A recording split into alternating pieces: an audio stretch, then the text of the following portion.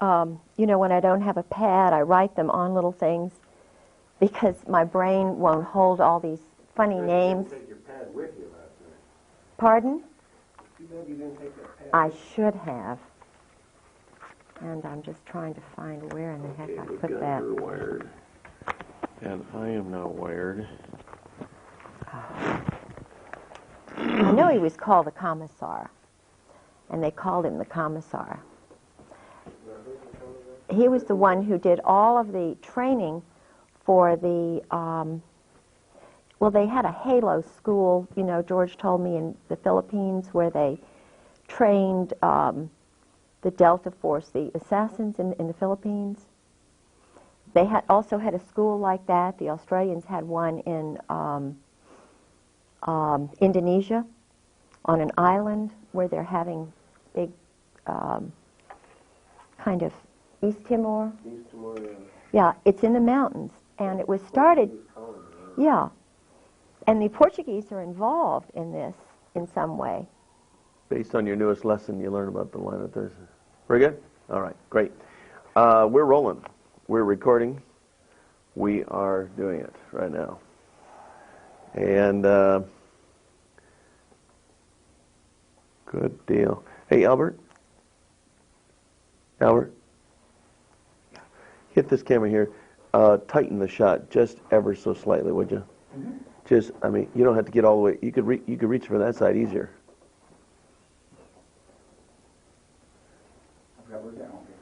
See what I'm saying right here? Just tighten it just a wee little bit. Perfect. You got it. Huh? Good. I said that's perfect. What's that? The keys? Did I take the keys? You need the keys. We'll get my car. Gotcha. Okay, then hurry back, because I can't be without my car. No, I'll be right back. A little bit lower below the pocket, but that's okay. Good shot. I think so. Yes, oh yes, sir. All right. Now, we're having a fascinating conversation talking to the wife of the former Chief of Staff, Marine Atlantic, head of the intelligence group that went to Beirut. They were already meeting over there. He was, before the Beirut bombing, the NATO intelligence wet operations guys, psychological operations guys. Okay, now when you refer to wet operations, W-E-T, does that stand for something? Yes, it means murder, assassinations groups. Oh. NATO has a group of assassins and psychological operations specialists who work in combined operations to destroy targets. Okay. My husband tried to explain to me the first 3 years of marriage how it all works. I was assistant director of the Chamber of Commerce. I was the first woman on the board of the Foreign Commerce Club in Norfolk. He thought that I was a worldly woman. I had dated a number of guys who were high level, like Jerry Unruh, who was the captain of the Saratoga, a man who was very high up in the Army intelligence in Richmond. I had been married to a governor's grandson whose family were all in intelligence. His father was Harvard economics professor. They thought... You even mentioned that years ago you dated John Engler, John who Engler, is now our he governor. was in ROTC. I'm sure it's the same John Engler if he was in the Navy. I dated a John Engler who was in the ROTC in Norfolk because, you know, Norfolk is the largest military complex in the world. We have Langley, the Air Force Base, which does intelligence work. We have Camp Perry, which is an intelligence, international intelligence spot. All of the naval bases, the Master Jet Base, Training and Doctrine Command, which is Army, Fort Story. And in fact, Fort Story was where the recent Secretary of the Army was told he had to leave. I have intelligence guys who tell me truth because they know they can't talk, and I get a lot of scoops. Togo West, who was basically honest, and like Colin Powell, most African-American men are not going to condone murder and assassinations and so forth when they find out about it. Togo West... No, you think there's something, I'm missing something here. The Afro-American man is not like... Generally. Generally, So you feel that Colin Powell is a different cut of general than these other guys we've been talking about? Oh, absolutely. Colin Powell's, the wonderful thing about some of the African American men I've met is they'll tell truth. Why would they allow these guys to rise in rank then? As puppets, thinking that they will, be able to make them do certain things, because psychologically they're innocent, they're naive. They cannot believe that our government has got hit squads, that there's group sex going on, that they are giving people money in exchange, for their services. Mercenary training is going on in the Army and the Air Force at the highest circles. And Colonel John Ryman, Dr. John Ryman, they have him targeted as a kook. Colonel John Ryman lives in California. He was on the high track up, the rising star track. He was in Great Britain.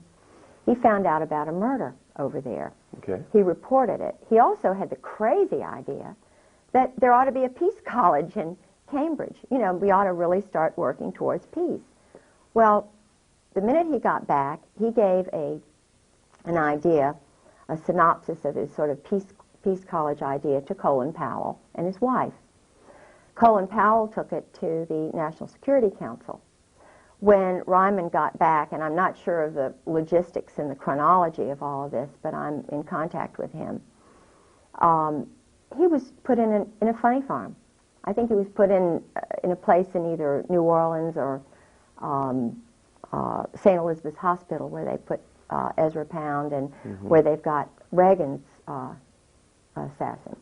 St. Elizabeth's Hospital, like the Eastern State Hospital in Williamsburg, has Army intelligence people in there. They're targets, people who have decided to tell truth or whatever. In other words, people who believe in the American dream, who are Christians, who are trying to get things straightened out.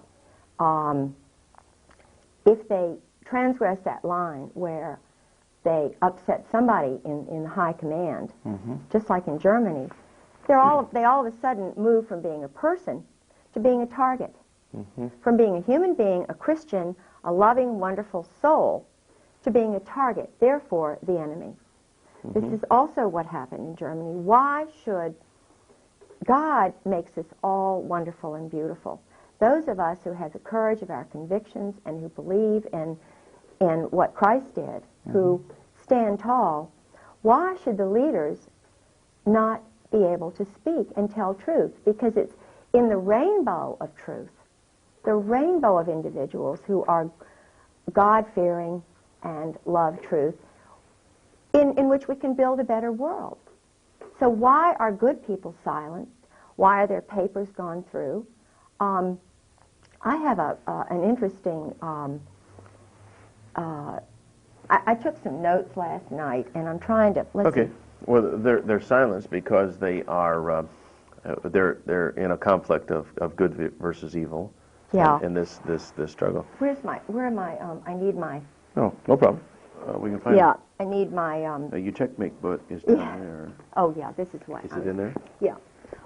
What's happened to me? What's happened to people like Marianne Poors, Deborah Von Trapp, Colonel Sabo's dead. Let's talk about Deborah Von Trapp for a second, because I've heard the name, but I somehow associate her with there was something negative, or there was some discrediting of what she. Is she the same Deborah Von Trapp that alleged that the Oklahoma City bombing was somehow Japanese related? Or is that a different person? Now, she may, I do not know. I've met her on the phone through Sarah McClendon when I was staying with Sarah. Everybody's experience is different. When you're a Christian, when you're a very strong Protestant Christian, as I am, and you're walking in light, you're walking in truth, you take people at their word until you find out that they've lied to you. And if they have intentionally lied, then, I just let God deal with them. Do you know what I mean? Okay. I don't believe So maybe in somebody fed her disinformation solely designed to discredit her. Yeah. She, and I do believe this is true, I believe that, I know that she worked in the White House. I know she worked under a man named Getzman and some mob figures in the White House who were Army. Mm-hmm. Now, this CIA thing, from my experience, is bogus, because every person I've known who was in the CIA was in military intelligence first. For example, my husband. Mm-hmm. He told me furtively when I saw him in court, I don't work for the CIA. You know, I knew he was telling the truth. He was afraid. He wanted me to know. Point is, he works under the Army. He's a Marine Corps, high-level intelligence officer. But he's under all these Army people, so I'm having to assume that the judge, the lawyers, the commissioners, all the people who are handling my husband when he's around me, because I really believe that he loves me, you know, even though he's under their control. And I think that's why he's been totally kept away from me. His daughter-in-law told me he can't come back because he'd end up staying. You know, it was, the point is that David Lay, my brother-in-law for 20-some years, I married John Garland Pollard, whose sister Mary Lloyd Pollard married a CIA agent, David Lay. David Lay was Harvard hasty pudding, translates Mandarin Chinese. He's a brain. His family came over from Germany. I think they were Zionists. He doesn't believe in any religion, but he is still working for this intelligence arm.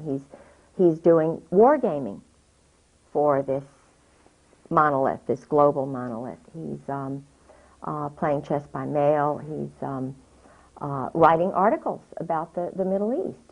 He's an expert on, you know, what's going on in the Middle East from the Israeli perspective.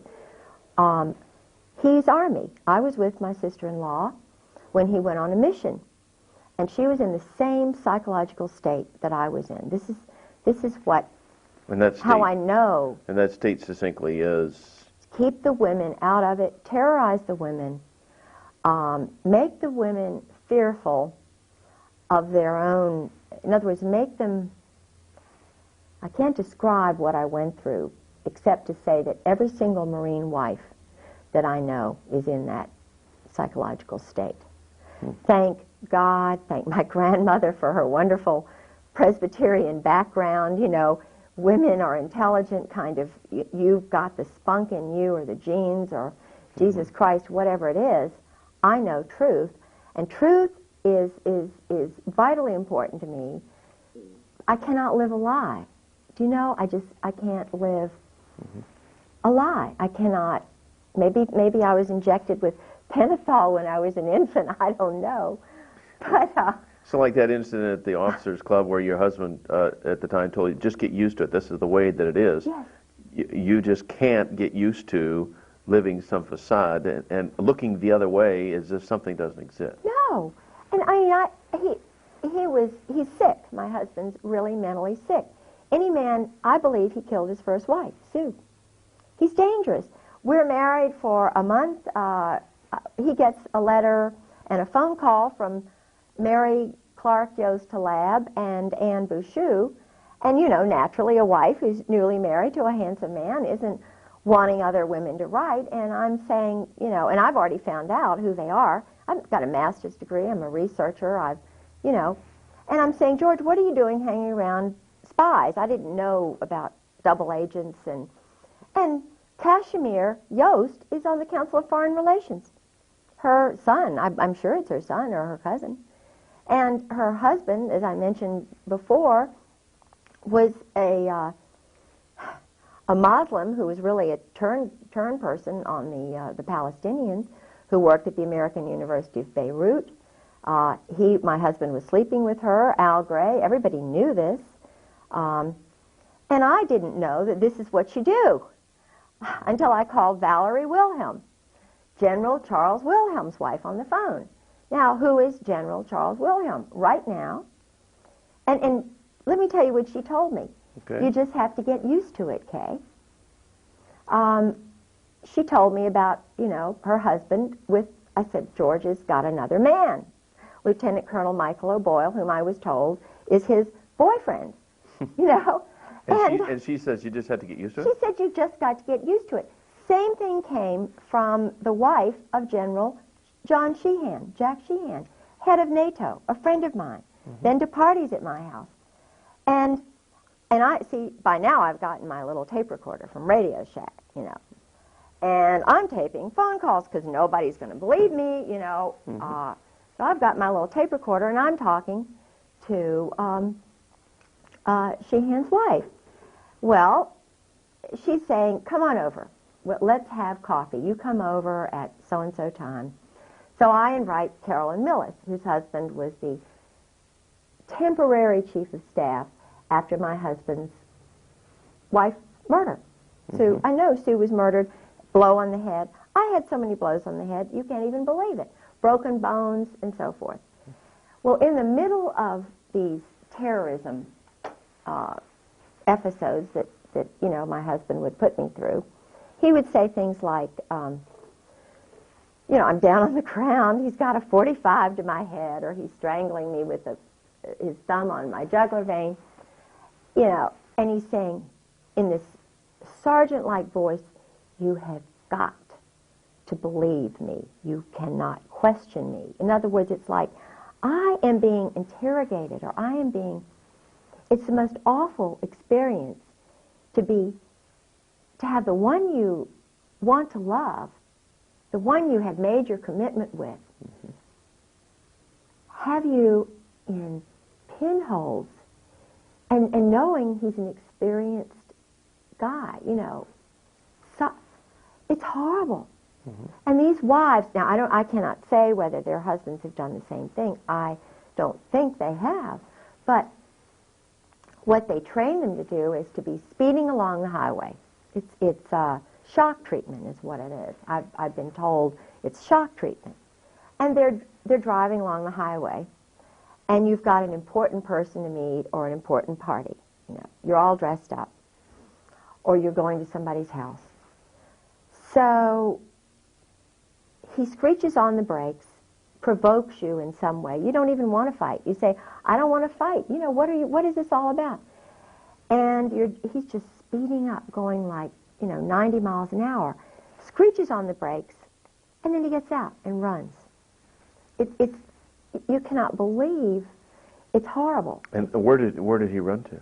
Oh, there was a party, a Norwegian party. The first time that happened was when we were down in North Carolina with the camera, you know, when he wanted to get my camera. I nearly drowned. He wanted me to tell him where the camera was. He tried to kill me that night to scare me so that I would behave. But I was raised in a family with strong men. You know, you stand tall. You don't let people intimidate you when you know you're right. Because there are more important things. God is above us all. Jesus Christ is above us all. Truth is above everything. The Ten Commandments are above everything. You know, under that is Jesus Christ, and then your mate. So I put, you know, that's why I put him in very high esteem, but I knew he was not normal. I'm an intelligent woman. I read. So I was hoping I could change him. So it was a battle. It was a spiritual battle going on. I knew it was a spiritual battle. And I was believing that that I could, you know, reprogram him, essentially, subconsciously. Now, I didn't know that at the time, what was going through me, but I was really being tested. Of course, the many years of operant conditioning he'd been through fortified and solidified his positions. Yes. He was far more entrenched an operative than you were going to be able to undo. Oh, he was involved in the HALO program, the MAC SOG. HALO? What's HALO? He mentioned it was something to do with training assassins and training psychological operations specialists. It was in the Philippines. They also had one in Panama. Okay. They had a school for Army and other guys where they would strip them down nude. They would tie them onto logs. The man who ran the school was dressed up as a Nazi soldier.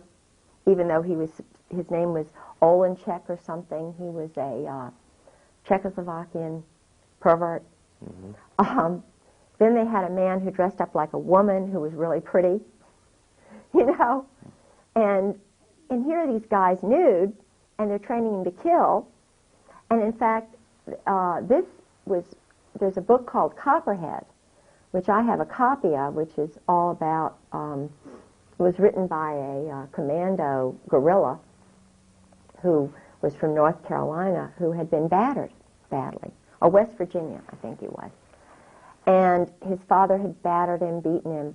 Well, what they do is, in the prisons, through this CASA system and so forth, they take the innocent little boys who've been battered by their parents, and they turn them into assassins by making homosexuals of them or something. Now, I believe that these men are redeemable because I believe that men like my husband and Oswald, they're held by the secrecy, by the power of this adolescent group which controls them. And I believe that if they knew that there were strong women, mothers, and wives who would be behind them 1,000%, they'll have the courage to come and speak out. Do you know what I'm saying? Or at least to stop the growth of this stuff, because it's the growth of this stuff they are intending to destroy America. Well, there certainly seems to be a growth in homosexual activity, homosexual acceptance, homosexual promotion, homosexual acceptance in our society today. And it just seems like everywhere you turn, you're finding a little group of homosexuals, or even in our local community, I'm surprised how many homosexuals are running businesses, and certain restaurants are becoming homosexual hangouts. So you know, well, the owner must be a homo, and he hires homos, and I hate to admit that I think this is the way things are in business and banking and in education. Oh, the local college, university. I've had people tell me that they're just loaded. You cannot get a job unless you are special, elite, irregular.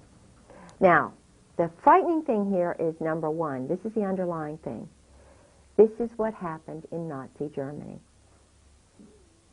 This is exactly the same pattern that happened in Nazi Germany, the exclusion of women and mothers who love their children. Now, I'm pragmatic enough to realize and say, look, we mothers look at history and we look at the future. We're pretty daggone damn wise. I don't use profanity unless I'm talking to soldiers, but I've learned to use, you know, this is what they listen to. They're really, you know, I can talk sailor talk, I can talk Marine talk, I can talk commando talk, because I'm the, you know, little bitch who loves Jesus. And, you know, I mean, when you're in the streets, Christ wasn't out there with all the goody-goodies. He was out there in the streets. He was out there talking to them, the drunks and so forth. I know how to reach them because I don't mind transgressing into this kind of little verbiage if that's what Jesus Christ did. But the danger here is that, yes, it's growing. It's a growth industry. It's growing exponentially. So what's going to happen? What's going to happen? They're cloning people. You know, do they need women? You know, which women are they going to have? The party girls, the bimbos? In Norfolk, just to give you an example, Lieutenant Governor Dick Davis, Marine. Second wife is a prostitute. He loved her very much. She had a wig salon. My uncle, Dr. George Bentley Bird, was the major obstetrician for everybody in Norfolk, prostitutes, everybody. He told, our whole family knows, you know, who the prostitutes are, who goes to the Saint and Sinners banquets. Judge Richard Kellum. I mean, this is a nice guy. Now, the Saint and Sinners banquet, is this a local affair? Yeah, yeah. Every town has got this sort of, you know, Saints and Sinners group. The sleep around group or whatever, you know, the group who tolerates it and has a little fun. and they're all, you know, they're all guys. Well, okay. But the thing is, where's it going to lead?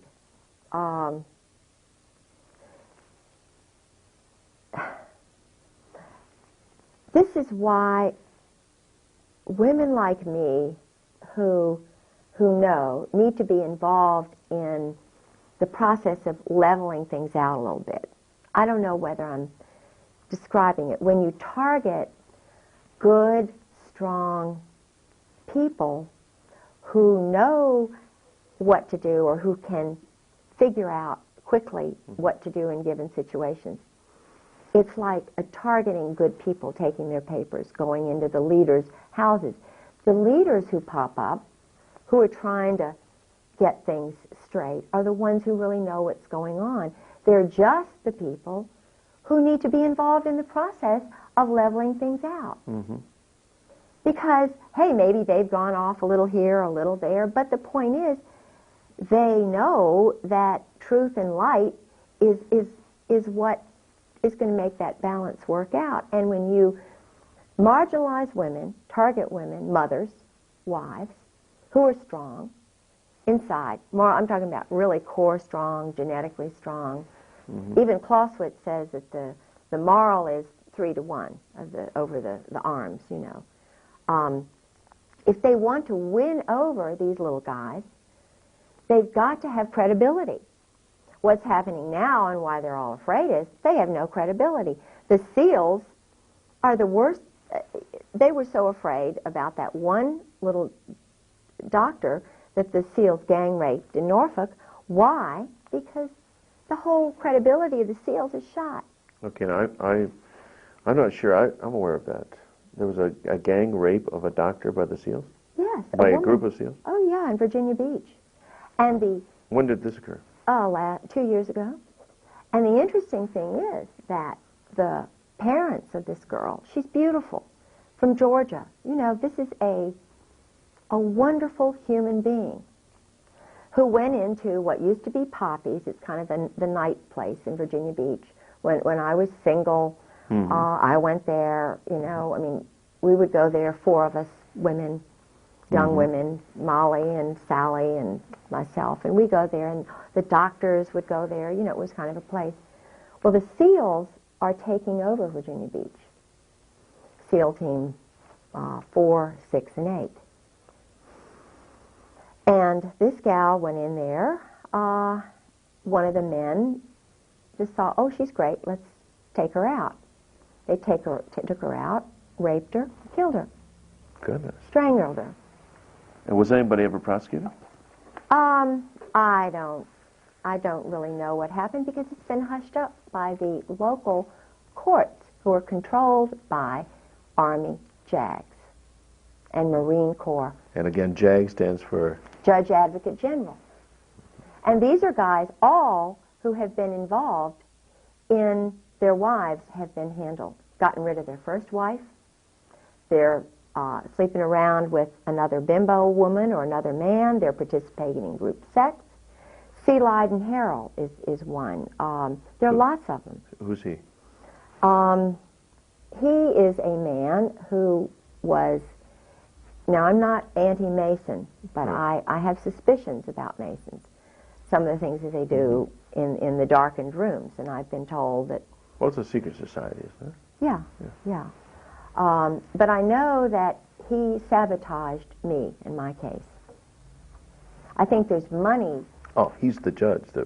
No, I've had a number of lawyers that they sort of said, because, you know, I have no lawyer. I'm trying to fight for all these other women and mothers and for the people who know truth. And because I'm verbal, because I'm articulate, and I'm also gullible, you know, I want to believe that there's somebody good out there who's going to help me fight this thing. Because I've got photographs of being battered. I've got doctors' signatures. Sarah McClendon, the senior White House correspondent, has an affidavit where she tried to call my house. And men answered the phone and said, this is a military base, and the Griggses don't live there anymore. Now, Sarah McClendon could not even get through to my house For 2 months, she had to go to another phone just to call me. So I knew that all these other people I'd called in Washington were trying to call me, and the calls were being rerouted. Now that is in this book. This I found in Goodwill. And so I shouldn't mention this because they're going to go now start calling Goodwill, but all the intelligence divorces, there are a lot of divorces going on. The wives will throw out their husbands' books, or the husbands will throw them out. They're mad at the government. But, you know, I found that's why they've been raiding my library. That's why they've been... What's the title of this book? This book is called Intelligence and Electronic Warfare Operations. Okay. Now, this book is all about what happened to me. Army, Air Force, Marine Corps. Where is the FBI Psychological Operations Unit? Quantico, Marine Corps base. The only FBI agent who came to me, who was allowed to come to me, was Dan McNally, 20-year Marine. Homosexual, I believe. I'm pretty sure he is, because you know, and I'm not saying that he's a bad person, but I am saying that I was not allowed by any other FBI to have any other FBI agent come and hear about the break-ins to my home, the battering that I went through, nearly killed, the murder of my husband's first wife, serious business. She's in a grave, Suzanne Workman Griggs. She died on April Fool's Day, 1987. And the doctor wanted to do an autopsy. Couldn't do it, because the 2 men who were doctors in that hospital, Dr. Lawrence Smith and Jean Lamb, Army officers. They owe their life to this business. And they take orders. Of course they take orders. The judge in my case, Judge John Moore, his first wife was put away because she was telling truth. And I found out from Carrie Brown, who's an Army officer who had a Purple Heart, who told me exactly what she told him. Now, he's the judge in my case. Across the street from me lives another judge, Judge Jefferson Davis Reed, Naval Intelligence. He found my suitcase in the woods. I've known his family since the beginning of time. His sister, Martha Ann Reed Ellis, is married to one of these intelligence guys, Tim Ellis, and divorced. He's now with the federal, he's a federal judge. His mother, her family are intelligence people, not Americans. Tim's mother, they're not Americans. He's a naval officer, taking orders. What are all these judges in being under a chain of command? And why are they attacking the mothers and the women who are telling truth? And why are they breaking into honorable people's houses, ministers, and so forth, using these electronic warfare tactics? Diverting phones, downloading caller IDs, having bogus people answer the phone. In other words, instead of getting this person at that number, they get somebody else. For example, I called in an emergency, I called the state police. And I'm pretty smart, pretty discerning, and I wound up talking to a guy who worked for the ATF. And I said, oh, well, what are you doing in the state police office? He said, oh, I'm just a retired ATF guy. And I said, well, but I thought I was calling the state police office. He said, well, you're talking to me now. What can I do for you? I said, well, if you're retired, I want to talk to an active duty, a good guy from the state police, please. And I said, by the way, I don't like you ATF guys because of what you did at Waco. You all murdered innocent women and children. You ran over them, you shot them, you put tanks on them, and you killed them. You're murderers. I don't want to talk to you. He hung up on me. he didn't like what I said. Well, you know, if he's so sensitive and so defensive, how can he deal with women if he can't cope with truth? This is what, you know, 80% of the American people feel, or 90. Waco was murder, savage, brutal murder. Mm-hmm. And what they did to that man, Randy Weaver's wife. Yeah. Shooting a mother with a baby in her arms. Mm-hmm. What's going on here?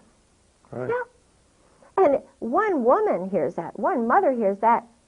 She doesn't like the ATF anymore. I don't know any woman who likes the SEALs anymore. I don't know any other mother who really likes the ATF anymore. I mean, what's going on here? We're mothers. Mm-hmm.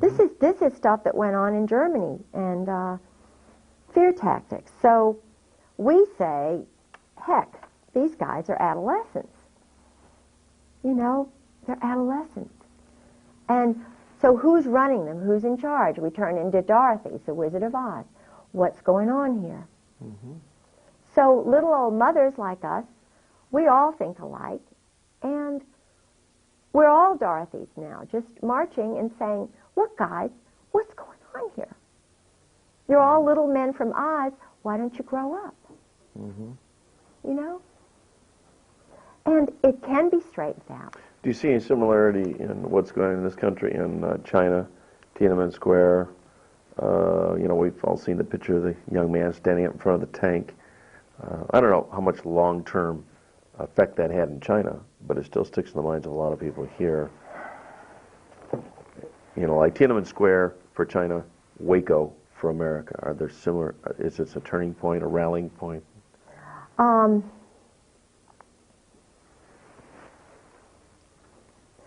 A man named Mr. Lee, who is an intelligence officer in Norfolk.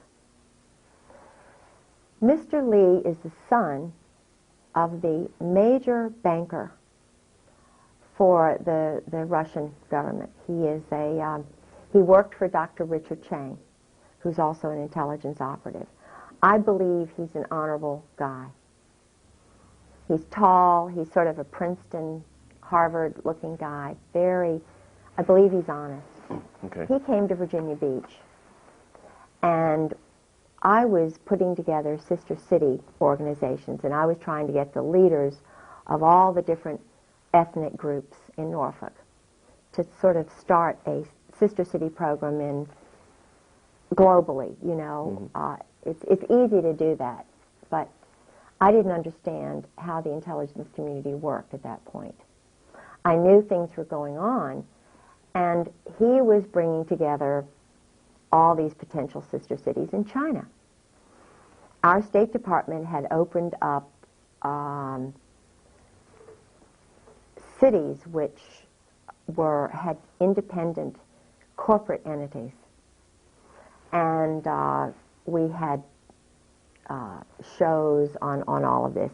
This material's all been stolen out of my house by my husband and his friends. I started noticing, because I was led spiritually to goodness, to good people, to light and truth. I didn't understand the weapons and drug military culture that's running our government and I believe parts of the world. There is not one woman that I know of who's in this business. I believe, and I had the pleasure of meeting your wonderful wife last night, Pastor Strawcutter. This is a woman who's wonderful. This is my kind of woman, you know, and I've met a lot of women like that. Mm-hmm. We go through hurdles, and I don't mean to cry. It's all right. But we're strong, and we know truth, and they're going to have to kill me before I give in.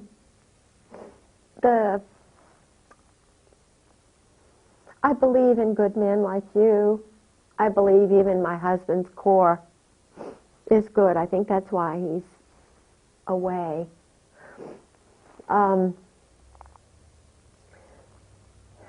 I looked at, and that's the way I have this, why I have this little book here. It has the list of the members of the CFR, Council of Foreign Relations. Do you recognize names in that CFR list? All these names that I've underlined, I know. Okay, you're out of camera there. You're out of frame. Go ahead and pull it in close. There we go. All right. All these names that I've underlined are friends of my husband's, or I personally know. Okay, okay. My son, John Garland Pollard, and I hope I'm not jeopardizing my family, but and I believe that there are some good people possibly in here, so I want to qualify that and say they're not all bad. Just because you happen to know them or underline doesn't mean that they're on a bad list. No, right. no. But, and I don't have my glasses on. I'm blind as a bat, and I had surgery, so I can't hear right. I'm just a, 55-year-old wasted woman. Not at all. But there are quite a few names here, and it's quite a long list. I mean, we're only at the ends now. This is the, Bill Clinton's on here. You've got the Rostos. You've got 11 Cohens. Okay, we're at the Z's. You've got Mary Halab's son. I'm pretty sure that's Kashmir. Carl Vono. You've got a lot of. You've got the Commandant of the Marine Corps, whom I have my picture taken with.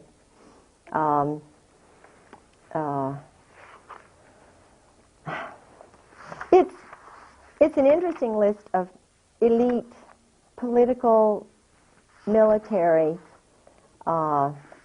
banking individuals, and the sons of some high-level people. So you have all these powerful people in a club. Yeah. That has common goals. Yeah. Which is global uniting, global control, and I can see how one could sort of get sucked into it idealistically, thinking that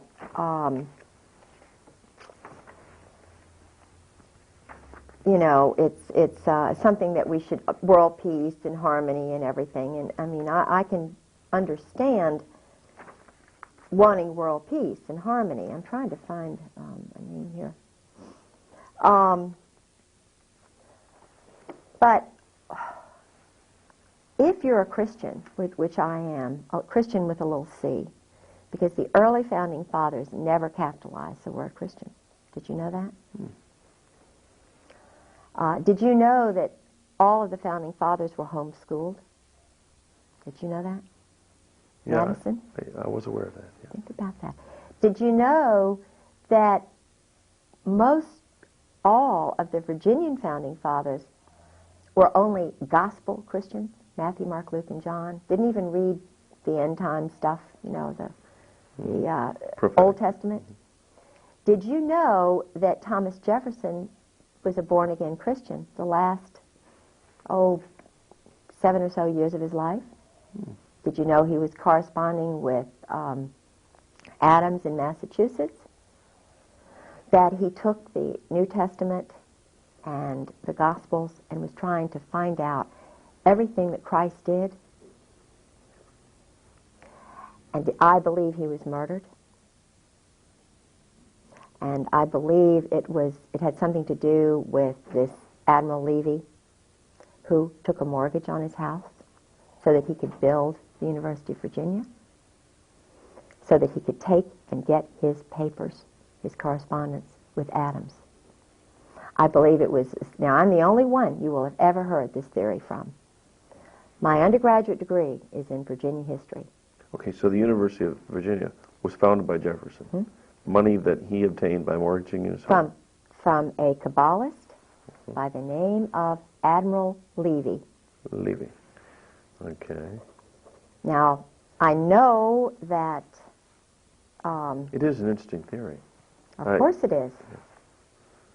Dare to think, dare to theorize, dare to use the hypothesis, to come out with the thesis. Now, Levy, you mentioned he's a Kabbalist. Yes, and a Mason. like a descendant of the Illuminati. Of course. So when And a weapons dealer and a reserve military officer. even way back then. They were doing, now think about this. What they're doing today, they've been doing for Of course. many. Think about this. John Paul Jones. Founded, supposedly the founder of our Navy, was a criminal. Why would they twist it like that? He was also a Kabbalist, also a Mason. He and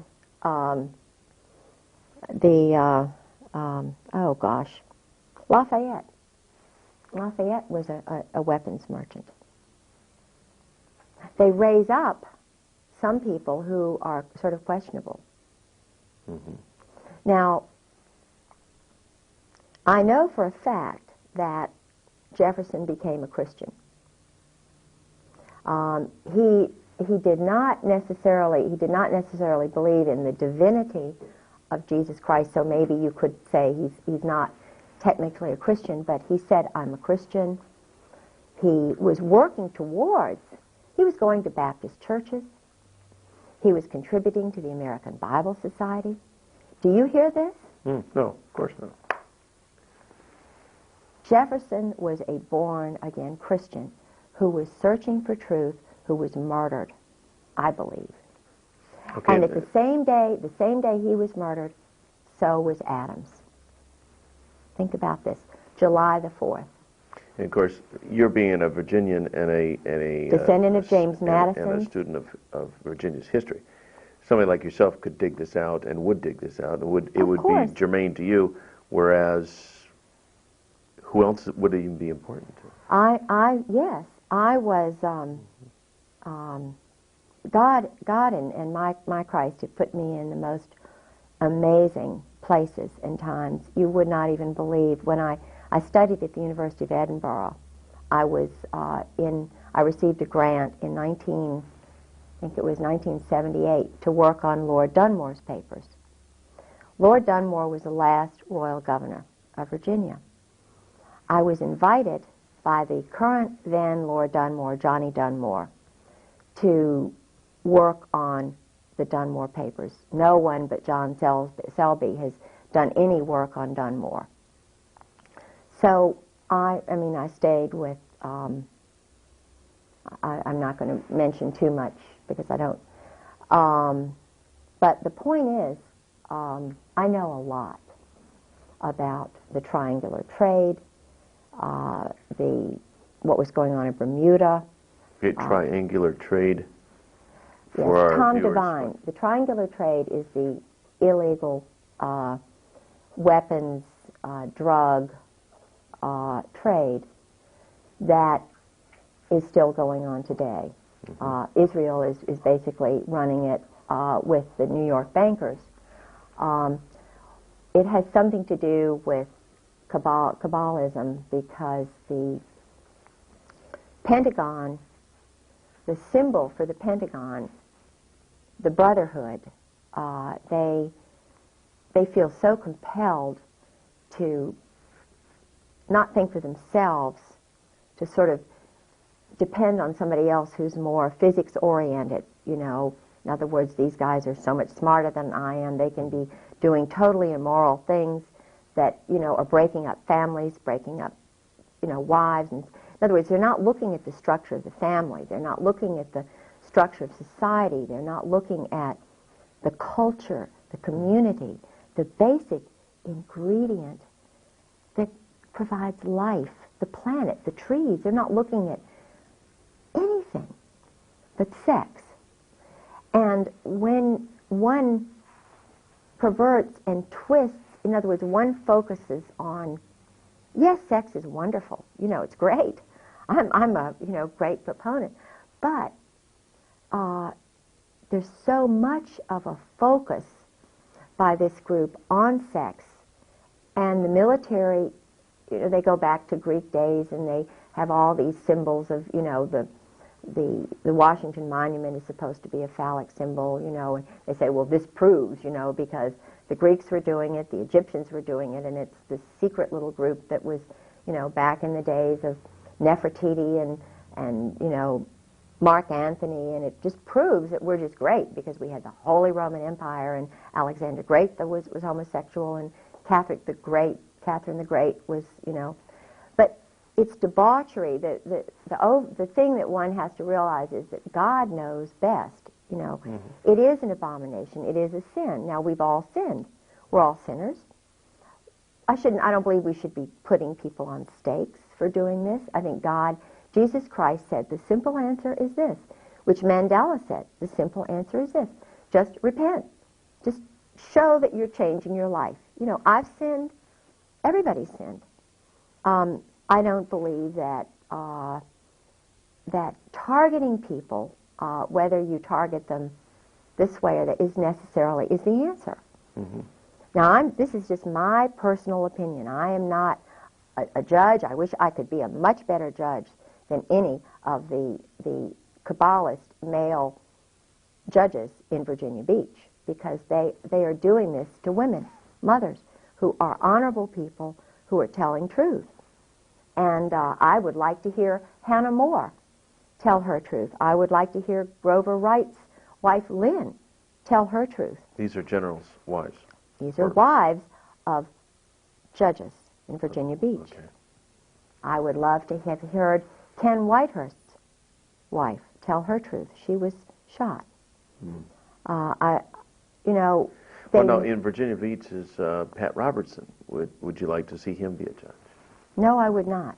Okay, why is that? I wanted to believe that Pat Robertson was honorable and good. He's a Marine. Did you know that? Did you know that he went to the psychological operations school, whatever that is, at Yale?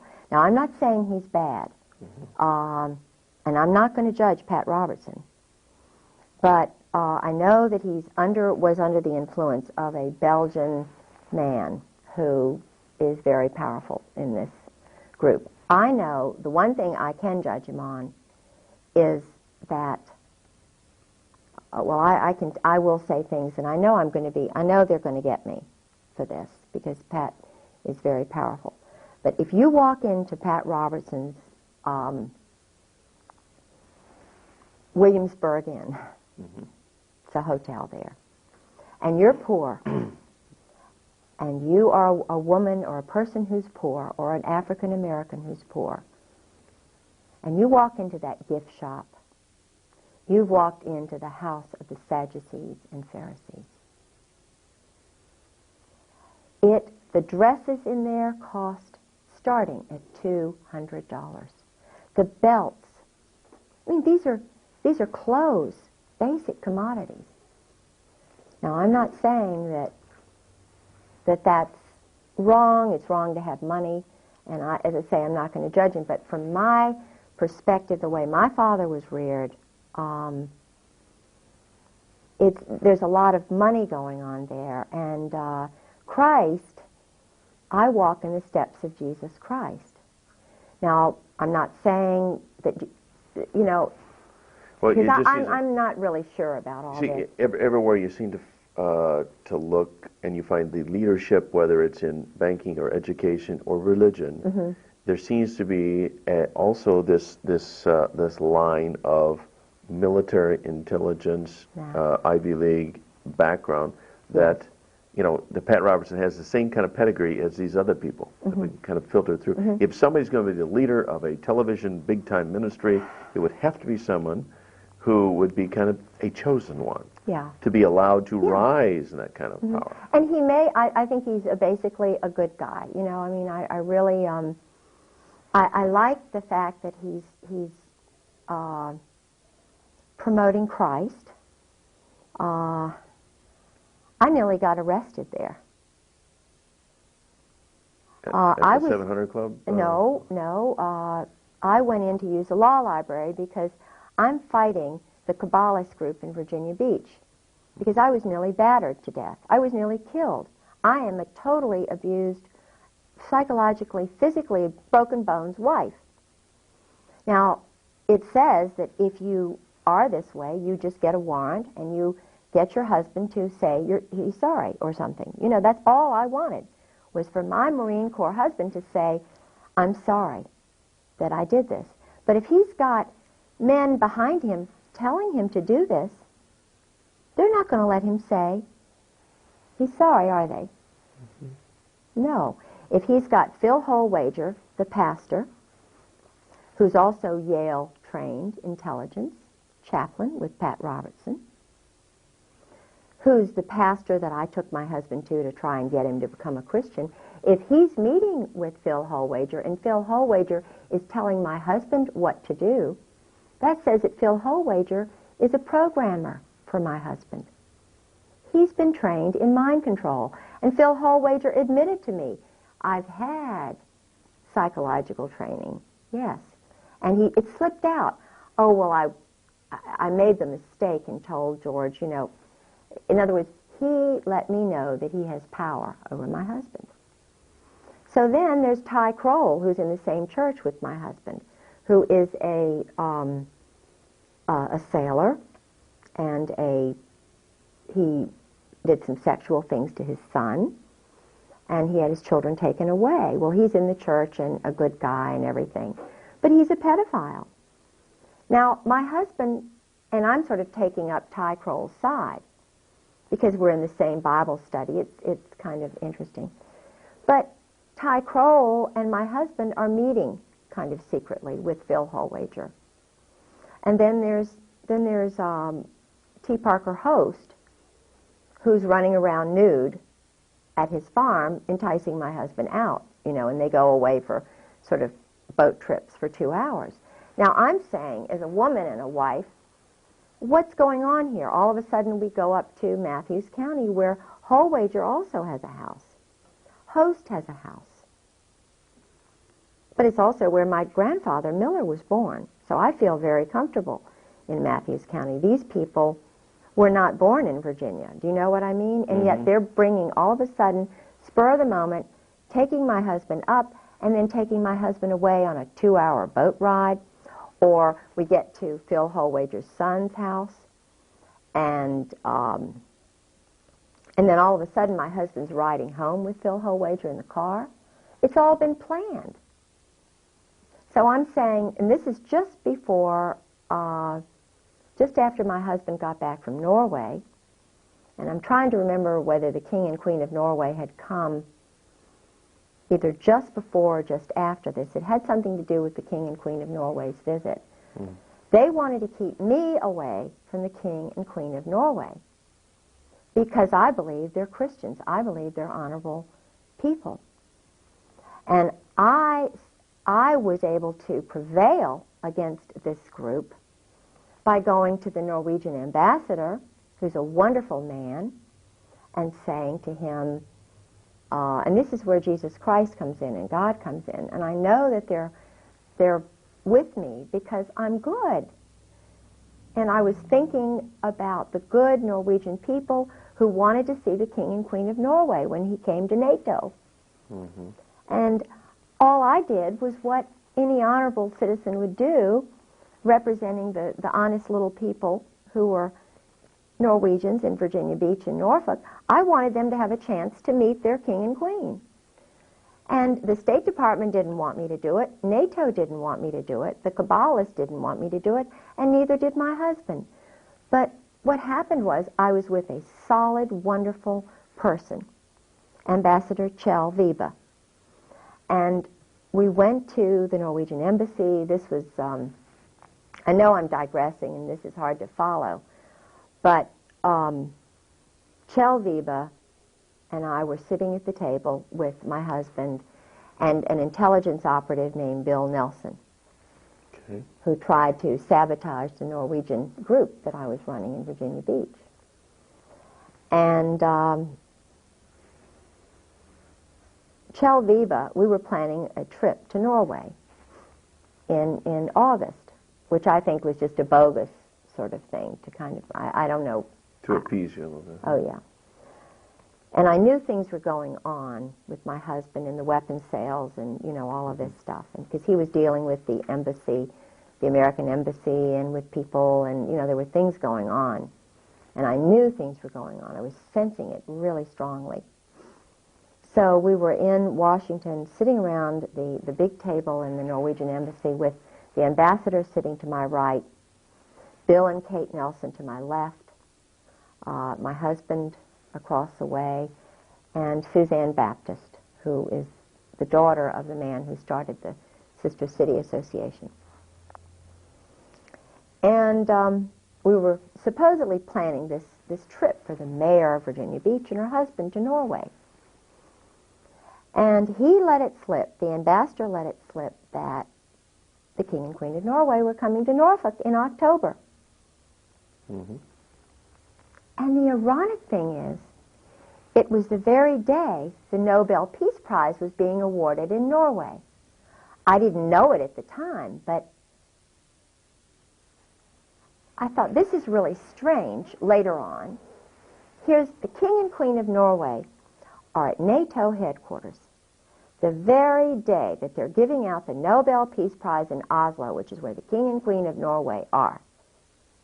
Mm-hmm. And I mentioned this to Mayor Obendorf, whose husband is involved in this weapons sale stuff, because her husband, Roger Obendorf, and my husband went to this deserted airfield. Roger Obendorf is involved with Andrew Fine, who's Army intelligence, who tried to take over the Norwegian organization from me when I knew that the Andrew Fine does all this group swinging sex with his wife and with NATO couples. And, you know, and I'm going, something's going on here. Roger Obendorf and my husband went to this airfield. I wasn't allowed. Mm-hmm. So I knew, because my husband was meeting with other people, like, in other words, this is big. Yeah. Now, when you mention NATO group swinging sex, are you talking about some of the most powerful people in this world, the leadership of this military? Absolutely. And their wives being privy? I mean. Yes. Yes, I'm talking major. I mean, this does not give security to the people of not only this nation, but the people of the world. No. To think that people who have the power to kill others, wage wars, send your sons and daughters into battles, these people are complete, whacked out degenerates. Absolutely. Let me give you an example. Because I was involved, I love people from other cultures. I went to an Episcopal religious girls' school, mm-hmm. and all of my they had girls from all over the world there. They had a Turkish. My chemistry teacher was from Turkey. Her name was Mrs. Kunt. I had a Daddy Didion was an Armenian. Turned out he was later a spy, or they told him he was a spy, but he was from Armenia. I had a French teacher who was in the French Resistance. St. Margaret's School is a school for double agents, or at least, but it's a great school for girls, because you're with all these people from other cultures. You know, we had the president of the school's father was with the Ramco. I didn't know about all this stuff and how they kind of do it. Woodbury Forest is another school like that. I sent my son there. He went 4 years to Woodbury Forest, which is where President Bush's son went, Oliver North's son went. It's in Orange, Virginia. I didn't know how it all worked. And I mean, if it works for peace and Christianity and love of Muslims, love of people, give them the right to their own cultures, the way the British did, you know, because I believe basically wherever the British went, I know there's a big hate Britain movement going on, but wherever the Brits tended to go, whether it was India or Africa, they allowed the cultures. They still wore saris, and they still were, you know, the ragheads were ragheads to protect their heads from the sun. Now they're called ragheads, and they're targeted as enemies by our little boys. Our little boys are taught to hate ragheads and to kill raghead women. Well, I don't think that's very Christian. So I'm looking at the top guys, and they're not Christians. So it begs the question, well, what are they? Well, that question was in my mind after I was married 3 years, and I started delving. My own little Miss Marple, my own little, you know. And I've arrived at the definite conclusion that they're not only not Christians, but when you have group sex and homosexual sex and orgies and things of this nature by the top people who are running my city, at least, certainly Virginia Beach. I started looking at other military towns and started asking questions. San Diego, the same thing. San Francisco, the same thing. Key West, everybody knows about Key West. Boston, that's the major homosexual capital of the world. You know, they're having sex on the highways. Guys are parking. They don't need, people can't even go into the restrooms in Boston. Of course, Washington, D.C. So, not to mention the Oval Office.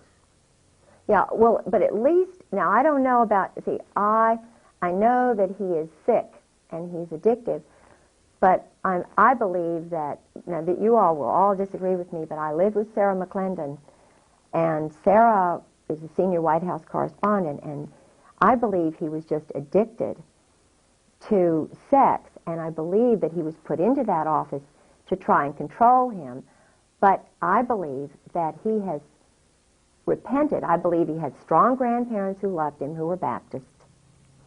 I have hope for that man. Now, I know a lot of people don't, but I do, and I have hope for that marriage. I know she's a strong woman, and I know a lot of men don't like a strong woman, and I believe she loves him. And I believe that basically he loves her, and I believe they love their daughter. And I will say one thing, that at least, you know, and who knows what their motives are. It's between them and God, but I'm glad it came out for their marriage. Well, at least he's not, he doesn't seem to be homosexually inclined. No, So we'll give this that, is it. give him that the much guy, credit. And they don't like that, you see. That's why the little guy who's, you know, the little short guy, what's his name, the homosexual? Stephanopoulos, or... yeah, his... George Stephanopoulos. Stephanopoulos. Well, I met him. See, I went into the White House with Sarah, and I met him. He's a little short guy, and I even saw the place, the Mambo Jumbo room, where he hangs out, right around the corner from the Ontario. Well, homosexuals are one thing. It's an abomination in God's eyes. It is an abomination. It's a weakness. It shows that they're very immature, and, you know, we all go through stages in life where we're immature. And I wish he would grow up. There's a whitehead who's an ambassador who's a homosexual. And his lover is one of Bill Clinton's attorneys from North Carolina. Now, I like the way that man thinks. He's a homosexual, but I like the way he thinks. James Angleton, CIA, was a homosexual. The head of the FBI was a homosexual. Paisley was a homosexual. They murdered him. All of the British intelligence agents were homosexuals. I haven't yet arrived at my theory on that, except that it is a weakness. It is a moral weakness. It's a way to control people. No, that's what I was gonna say. Now, I say, look. Makes them very controllable. Yeah, I mean, tell truth. Because I've been in situations that I'm not proud of, and I will tell anybody what I've done wrong. I'm not embarrassed to say, you know, this or that, because I've been in situations where I found out that this person, you know, I have to admit, I'm a sinner. But the point is, when you find out and you repeat the sin, you're addicted. They call it addictions. It's sin. And why is it sin? Because your weak nature, if you're in a position of leadership, you shouldn't be leading. Yeah. And admit your errors, and that's why I think Bill Clinton will be stronger out of this. He wants peace in Israel. That's what this is all about. He wants peace in Israel. I did notice that when Hillary made overtures toward the Arabs, whoa. I mean, somebody yanked her chain, and that became a major issue. I was living in Washington with Sarah McClendon in the Kennedy Warren before the election. If you will remember, a plane went down on his birthday. On whose birthday? Clinton's. Okay. I mean, I believe it was a plane. There was a traumatic... I went to his he had birthday parties at 7 different places. It was his 50th birthday. The birthday party in Washington. He was not there. He was in, I think, New York or some other place. But I went to the birthday party, which was in the Kennedy Warren, in the basement of the Kennedy Warren. Okay. A friend of mine went into the birthday party. The point is, that night, I remember it vividly, there was a psychological terror thing for Clinton. It was either his plane that went down, something happened that night that was meant to say, don't enjoy this birthday, buddy. Remember, we told you don't run. George Shultz came all the way from wherever he was. Sarah told me this.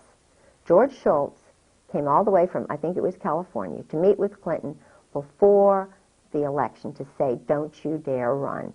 You're going to get it if you run. I know it. And that's from Caspar Weinberger is the guy who's the evil one. Caspar Weinberger pulls a lot of strings.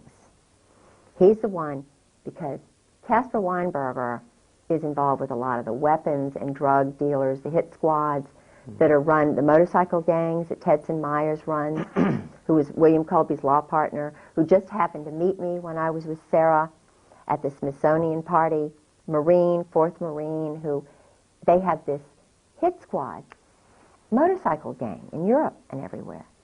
They call it a motorcycle society. But who runs it? Retired military guys.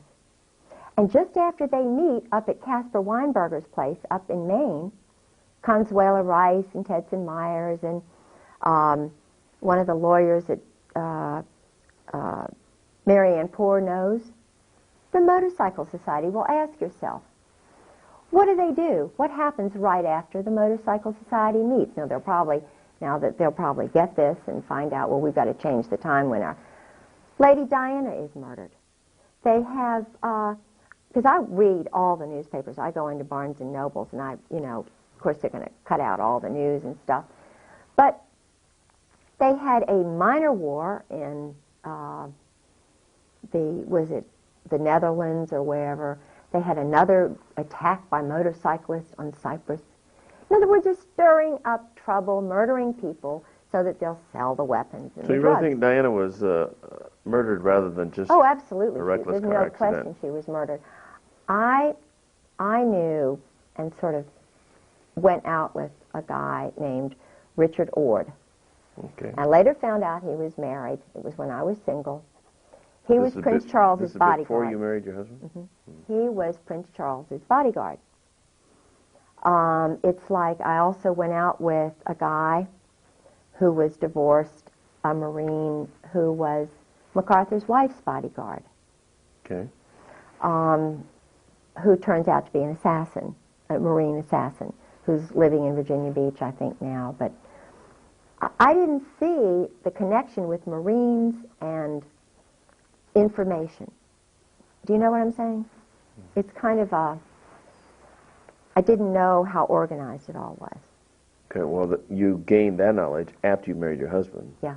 And then during his drunken stupors, he just blabbed and Yeah, told everything yeah. he knew. Yeah. Actually, his alcoholism opened up the door for you to find out all this stuff. Absolutely. If he hadn't been an alcoholic, That's course, why I praise most of them God. are. In a way, I don't praise God that his mind is destroyed, and that he's a brutal. He hates women, kind of, But I think, yeah, I praise God for everything I've gone through, because every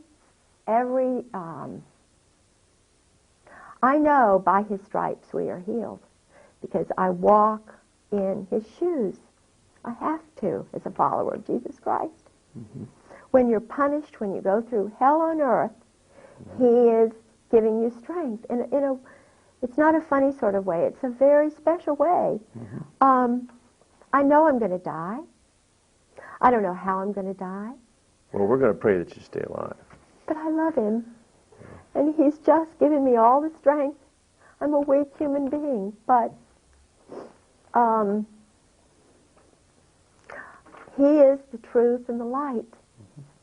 And when you walk in the light, you walk with him. And it's not bad, it's great. It's marvelous. Tell you what, why don't we take our first break here? Yeah.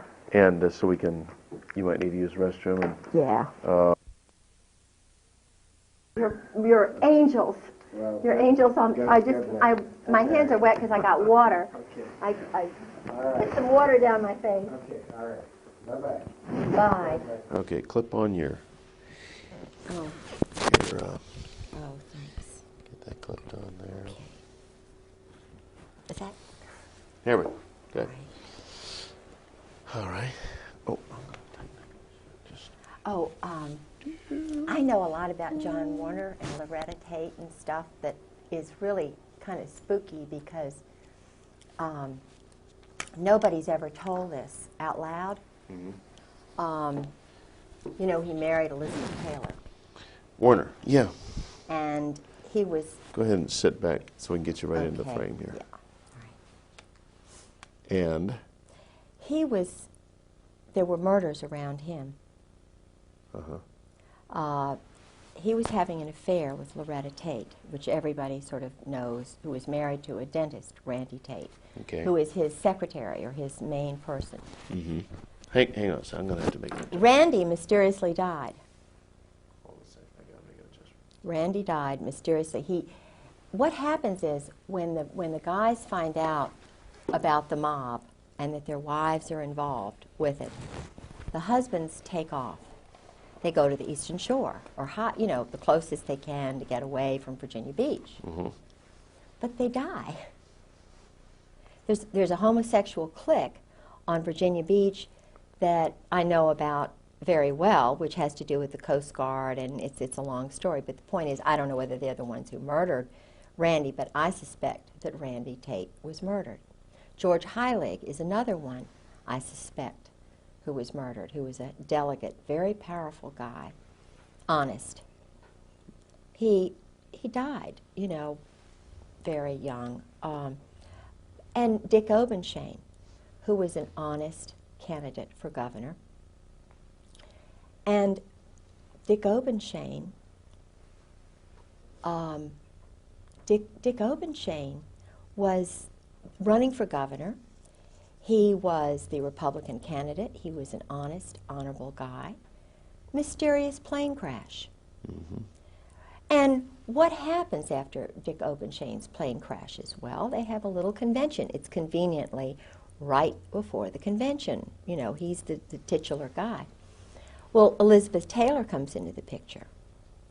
And never before, they just go right over Robert's rules and everything else. Elizabeth Taylor goes around, movie star goes around and says, I think you ought to nominate my husband. Well, he hasn't even been involved in the process.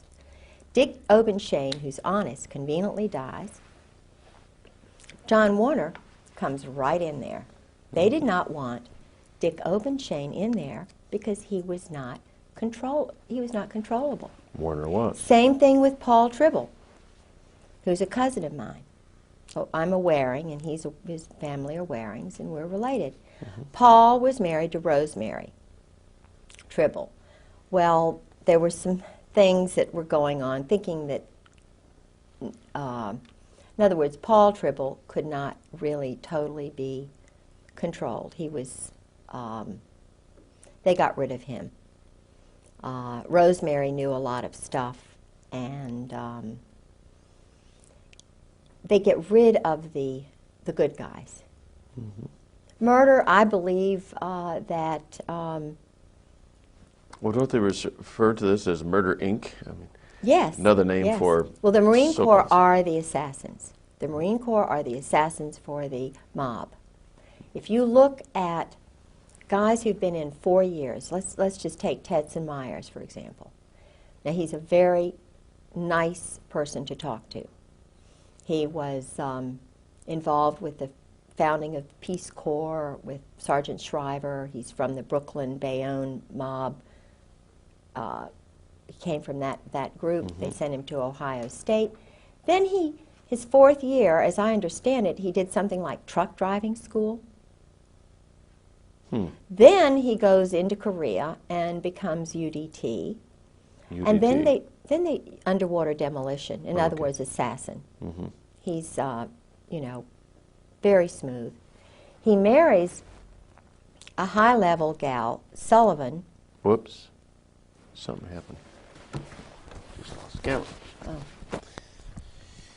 Yeah, no matter what I do, never stop that tape. Okay. Because now we're out of sync with that camera. But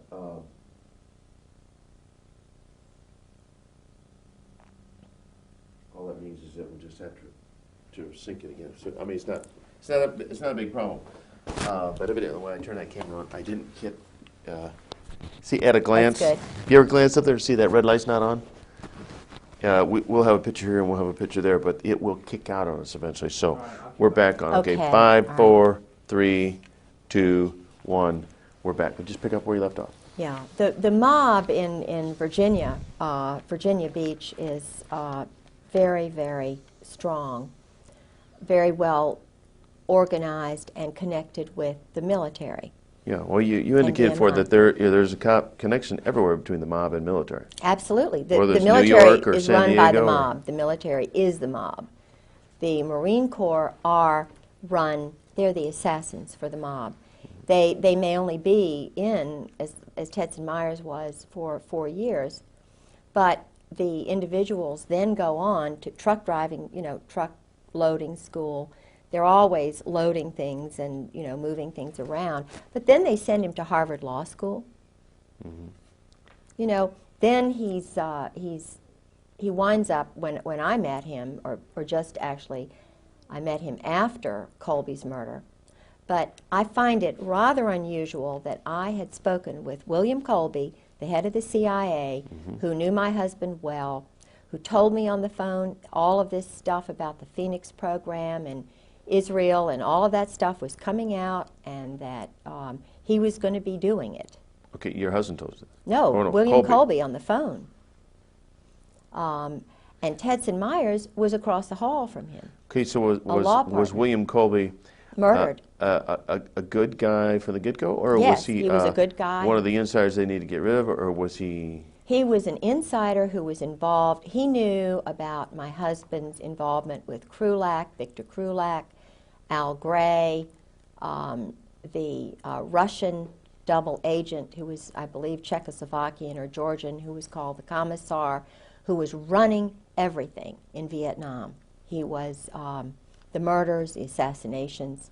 My husband was involved with the murders, the assassinations. He was involved with teams that did that. They were training boys to kill, Okay, and using again, mind control, using... the whole reason for Vietnam or any of these conflicts is simply to use up a lot of arms and make money. yes. Basically, that's all there is to and it. to train more killers. To use more weapons. Absolutely. To make more money. Yeah. It's a sick, sad little adolescent boy cycle. These are not grown up. These are little men from Oz. That's what I call them. Al Gray is a sick little man. Al Gray is a That was the general. former commandant of the Okay. Marine Corps.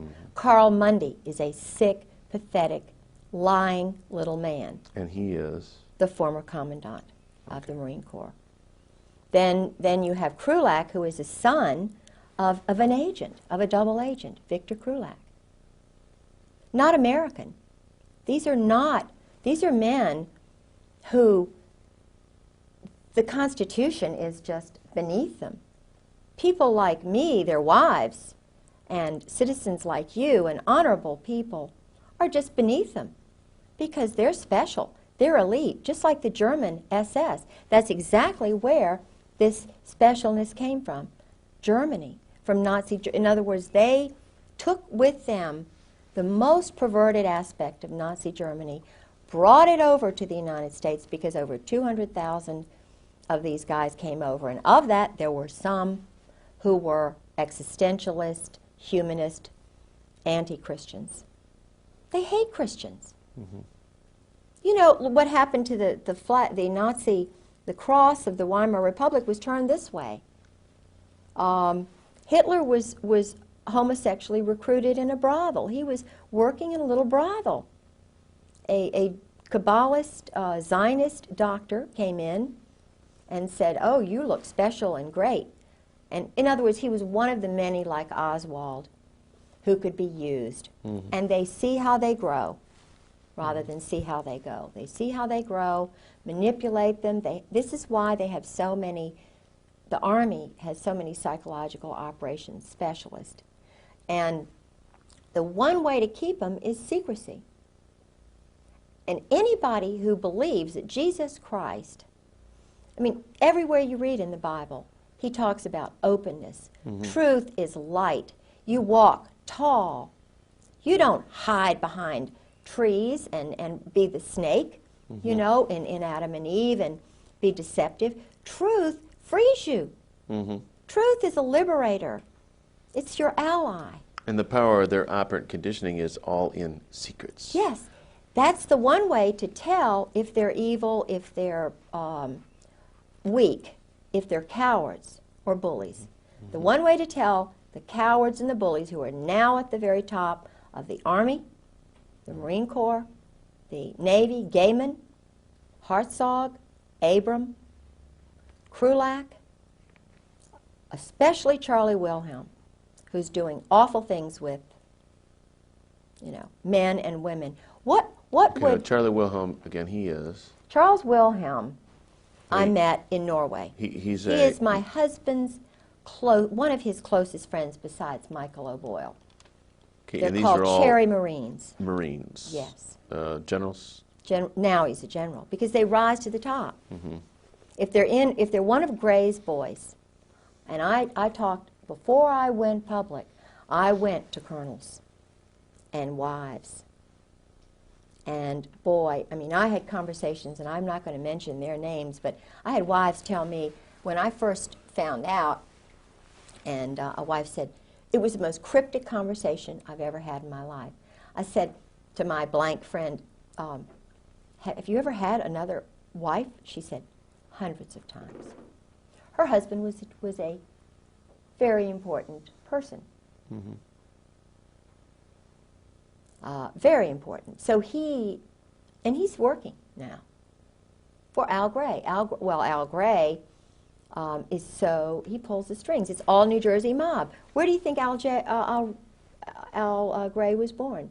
Right outside of Atlantic City. My husband was born in Atlantic City. Sheehan's father was in the mob. You remember that big concert that they had back in the 60s where everybody was smoking pot and they were doing experiments on young people? They had all the public... Yeah, I forget the name of it. Guess who did all the flying in of all the bands and the drug dealers and everything? Who arranged it all? General Sheehan's father. Oh, now, this Woodstock? is the head. You're talking about Woodstock, New York. That's where he's from. Now, isn't that unusual that the head of NATO would be... And his brother is doing all kinds of weapons deals and selling things to the military. And I went to his wife's home. They lived in the Virginia house after my husband disappeared.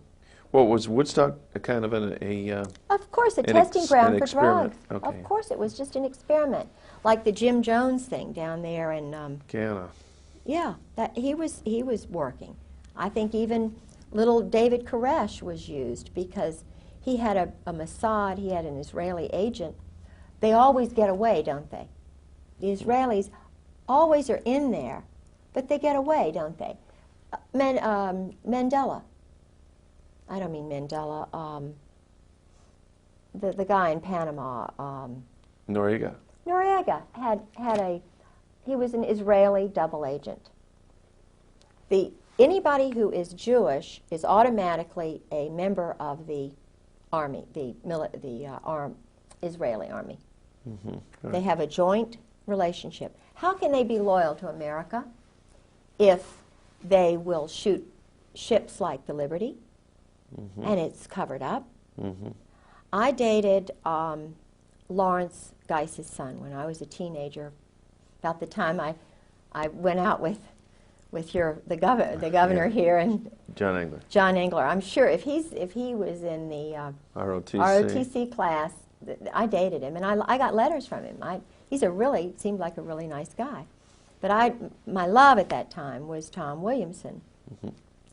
And Tom Williamson was a Yalie. His real father was killed in World War II. His mother, who was a Ballantyne, Admiral Ballantyne's daughter, a wonderful person, married Lawrence Geis, who was a captain, and then he became an admiral. And I went to the change of command to the Forrestal. I really did like that family very much. And being a Norfolk girl, old Norfolk, you know, grandfather was in naval intelligence. He retired a captain in the reserves, military doctor, very prominent family, you know, and I lived next door to my grandparents. I was sort of the good to date this girl, you know, she's a lot of fun and stuff. So I dated Tom, and I went to Yale to visit him and so forth, with Bob Tate and some of the guys up there. Well, Admiral Geiss took over the command of the Forrestal. He was the head of the whole, everything for the military when the Liberty was bombarded by the Israelis. Right. And one of my best friends, Josie Toth Lennon, you talk about a wonderful, she's been through a lot, woman. I've learned a lot of information from her. Josie's brother was on that ship. Did he survive? Of course, no, he was murdered. He was a rising star, brilliant young boy. I think about 30-some guys died on the SS Liberty, didn't they? Yes, he was one of them. It's now being run by a group that's holding it down. You know, they don't want it. Why don't you? Those Israelis, and yet every Jewish person who's in the military is a member of that army, whatever it is. Now, something is very strange here when you have the whole State Department, not one Christian, not one Protestant in the Near East section, not one Muslim. Why not? They have Jews there. We have Muslims in the Navy. Why are there no Muslims in the Near East section of the State Department? Why are there no born-again Christians or real honest people who are not under some chain of command? Why don't we have anybody who can decide right and wrong, who has to be interpreted, you know? Something is strange when you have a State Department that is run by Israel. There's something really strange. It's no wonder there's no peace. Do they want peace? No. They want to control all those little countries around there. And there was an interesting luncheon, it was a dinner that I had over at Carolyn Millis's house with the Marine wives and some of the, well, I don't know what they really are, but I thought they were wonderful until this night. And I was really caught into this. I was getting into this cult. You know, shh, don't talk. Don't talk about the go-go dancers because your husband's career, you know, even though, shh, don't tell this, don't tell that, quiet, you'll get, you know. We were sitting around the table, and we always would do prayers before dinner. And there was a woman there, and she was from Pat Robertson's place. She was married to a Jewish guy. And I'm not saying that he was bad. I think I met him once. They were at Carolyn's Christmas party. But it was right after, was it Begin who was killed, or who was shot? The prime minister, the president of Israel. You know, my mind's blank. But I know, it's either Begin or no, whatever. Anyway, it was right after that. And it's the furthest thing from my mind. You know, I was thinking, oh, great dinner, you know, this is great. So this woman said, and we were in the middle of the prayer, and she said, oh, just thank you, Jesus. I thank you, God, that you killed Begin. We just praise you for that. You know, this is an evil man. We just praise you, God, that you killed so-and-so. Yeah. And I'm sitting there. You know, I've traveled, been 20 times to, you know, England and Scotland and known all these NATO people and so forth, and I'm thinking, what did I just hear? Thank you, God, Jesus killed the head, you know, because he wants peace. This is the guy who got the Nobel Peace Prize with Arafat. And I'm going, what?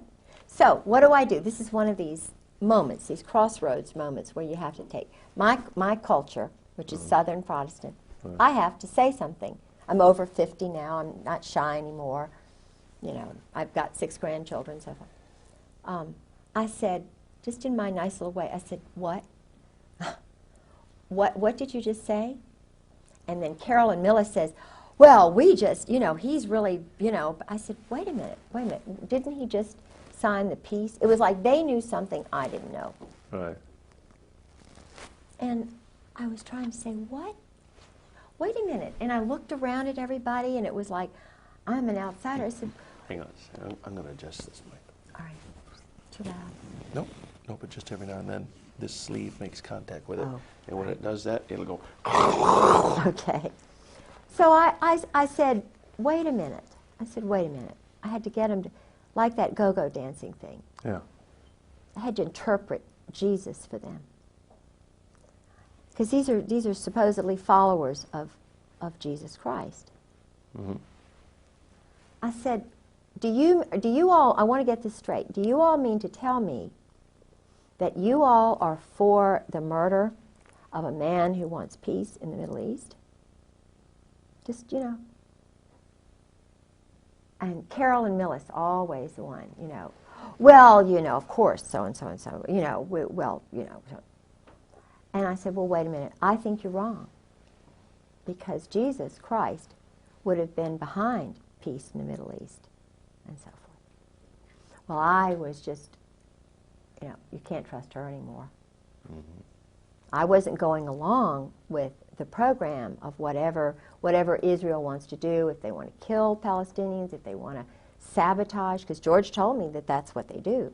They do a lot of sabotage. They train, they take men who are Jordanians, Iranians, Iraqis, sons of leaders, and they bring them over here, wine them and dine them, mm-hmm. and then rev them all up to hate their parents, and they give them weapons. What they do is they feed their ego. This is intentionally done, according to my husband, by the Marine Corps. I mean, it is they train them, they take them. Well, this is an interesting point. Things that your husband has told you specifically about the training techniques. This is, right from his mouth, this is mm-hmm. what is done. Mm-hmm. Oh, absolutely. Absolutely. Intentionally, because the objective is to get the goal, whatever it is they want, Machiavellian or, Clausewitz. And, of course, my husband was reared, he was suckled on Proust, Sartre, Camus. If you want to read his thesis, it's in French. It was written by Todevay, and, but it's at the Princeton University library. You can read what my husband believes. Now, this is the Chief of Staff of the Marine Corps. This is a guy who writes with a purple pen, which means homosexual, mm-hmm. arrogantly so, writing with a purple pen. Al Gray, he's working under Al Gray, called Gray's Boys. This is what they call them, Gray's Boys, all homosexuals. Cherry Marines. There are books on Cherry Marines that I've got. Everybody knows about Cherry Marines. Now, if you have to be a Cherry Marine to get to the top, and then you read about Krupp and the German High Command, and you know that they're using the same word, special. Mm-hmm. You know that they changed the eagle to be the colonel and the captain. You have to get an eagle. And that started when all of these people started coming over to change the America to be generic, no more of a Christian nation. Mm-hmm. And that started, the head of the Marine Corps, who was a Kabbalist, Zionist, mm-hmm. in the 1860s, 1850s. You can do your research. When did they change the Marine Corps emblem from being, I think it was a bugle, to having an eagle on top of the world? And who was the commandant when that happened? Ask that question and find out the answer. And then wonder, like I do. And George told me, he said, we've always been the murderers. He said, why do you think we have the red line down our pants? And he said, now because he was trying to interpret for me. We have this X on top of our hat or something. It had something to do with target practice. I spoke to his uncle Dick Griggs, who also works for the mob, the intelligence community. It has something to do with the schools. They have money, limitless money. I believe it's mob money, for poor boys to go to these fancy schools. Uncle Dick has a little computer like Roger Oberndorf does. Uncle Dick. George's uncle, Richard Griggs, who became his father because they were trying to get him away from his father. He was away from his parents for 8 years. Mm-hmm. His uncle handled him. His uncle is getting money from this group. He used to be just a school teacher in Princeton. But he has 2 sons, Bob and Jeff, who are like my husband's brothers. Now, what does Bob do? That's the question of the century. What does Bob do? Bob handles an account for my husband. And I started asking questions about, well, where is this? Bob moved from Princeton, then he moved down to Oklahoma City. He was near that Augusta Golf Club, and now he's in Colorado, and he's handling this account that George has money in. And I see papers of my husband's after Beirut. In other words, he'd done a job. And it was a civilian job. Now, here's a colonel in the Marine Corps doing a civilian job, TAD. TAD. It's where they go off and do a job sort of Okay. undercover. They get a Right. new... George says he's had so many different passports with different names. I'm getting mail from an Engelhard. He's got accounts now for an Engelhard. I get mail from Princeton private account, from Merrill Lynch is involved with the mob. They have rogues in there who launder cash money. They have people who launder cash money in Norfolk. I know some of the people who handle the cash. No, your husband. Drug money's in cash. Your husband is Jewish. No. Oh, okay. Oh, no. He's a German. He's the son of a German family. But his father was in Atlantic City doing very shaky things. In fact, his father's father, not his father, take that back. His father, Ray, was a weak, precious little man, and I liked him. Nobody listened to Ray. The mother ran everything. The mother was strong, domineering, bossy, and I must say she was not attractive, but Ray was handsome. They married. They had 3 boys. I know she had to get married, the older brother, but in those days it was very embarrassing, Well, Ray didn't have anybody. Ray was essentially an orphan as such, although he had lots of brothers. But let me tell you what Ray told me. I was in California with his mother, George's mother and father, staying at his brother Don's. Mm-hmm. And everybody, the world revolved around Mother. But Ray had a lot of wisdom there, and I was anxious to know what really went on in New Jersey, why they left New Jersey, why they left Atlantic City, what happened in Lawrenceville, why George was put in this school and not seen for 8 years. What did happen? All right. It had to do with the fact that they were poor and desperate, that the sister, Rhoda's sister, George's mother's sister, married someone high up in the intelligence community who was he went to the Presbyterian school or something like that. But Ray had been in prison. George's father had been very shortly in prison in New York. And this is, you don't talk about that. Mm-hmm. Ray had seen his mother run over by his father with the girlfriend in the car who wound up being the stepmother. Mm-hmm. You don't talk about that. All right. There were 7 boys, I believe. Ray was right in the middle. All of these pictures have disappeared from my house. Supposedly my husband has never come in to the house. All of this, the pictures of assassins like Rockland Williams and, you can't believe the things that are slowly being taken out of my house. Why? Well, obviously, so that your credibility can be attacked if you ever tell anybody about this. Yeah. I mean, it's a miracle you got up here with the pictures that you did. Yeah. That we're including in this video. Absolutely. That you know, support your credibility. It's just a shame that this video wasn't made a year ago. I know. Or 18 months ago. Yes. Because pretty soon they'd have me not even married to George Griggs. Now. If they could destroy all the records. Of course. And it's possible to do that. Of course.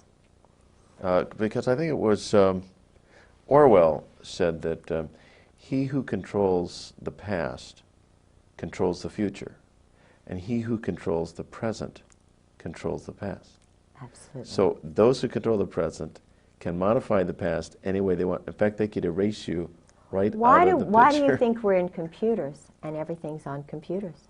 All they have to do is, I had tapes that I bought a little Radio Shack tape, and I taped General Gray's, the conversation with Gray's wife, Jan, who said, "Oh, we don't know where George is. We don't know." And I talked to General Gray on the phone. If they don't know where my husband is, and he's working for Charlie Wilhelm now, what does that make Al Gray? After I've been battered, and I'm calling, I've got pictures of bruises, hematomas, broken foot, putting a .45 to my head, laughing at me while he's standing over me with my arms in pain, chasing me in bathtubs. You know, so I'm hiding and saying, "Please don't kill me," while he's laughing. I took diaries and so forth. Why do they want my diaries? Why don't they want my evidence in the court of this? And I've got it right there for Judge John Moore, who's a commando. Why does John Moore kind of giggle at me? Why, you know, what is so funny about being battered as a wife? When his first wife is dead in the grave. Well, what's funny to them is that it doesn't matter what your claims are, they're in control. That's it. The chickens can do anything they want as long as the foxes are all in cahoots. That's it. That's it. And why I have a transcript at the first commissioner's hearing, and Colonel Barry Cantor, who is a Kabbalist, who lives right around the corner from T. Parker Host, who's a commando assassin mob guy, brags about it, who's now has about 7 or 8 agencies and is a friend of George Bush's all of a sudden. Barry Cantor, his office is right next to George Sharp, and they are persecuting me in courts right and left, and it doesn't matter what he says. It's like he's just totally, you know, so it doesn't matter. We'll just ruin you. And then, so I find another lawyer, and his name is Doug Ballard.